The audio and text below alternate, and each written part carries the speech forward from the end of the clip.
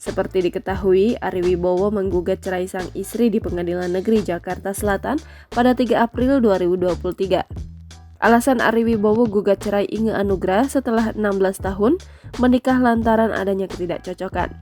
Namun baru-baru ini, Ari Wibowo mengungkapkan fakta baru di balik gugatan cerai yang dilayangkan kepada Inge Anugrah. Hal ini disampaikan melalui kuasa hukum Ari Wibowo, Arga Bangun, yang menyebutkan penyebab perceraian karena diduga adanya orang ketiga di dalam rumah tangga mereka. Itu tidak benar bahwa ada orang ketiga, makanya ada urusan perceraian.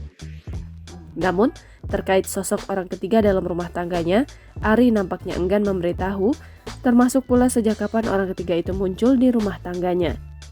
Ari juga tak mau mengungkap orang ketiga demi tidak ada pihak yang dijatuhkan. Hal itu sudah menjadi kesepakatan dirinya dengan sang istri. Kendati begitu, Ari pula meminta untuk tidak mempertanyakan hal tersebut untuk menjatuhkan orang. Lebih lanjut, Ari juga memastikan bahwa dia ingin tinggal satu rumah, bahkan tidur satu ranjang bersama Inge Anugrah. Diketahui, sidang cerai perdana Ari dan Inge Anugrah telah berlangsung pada Senin 17 April 2023.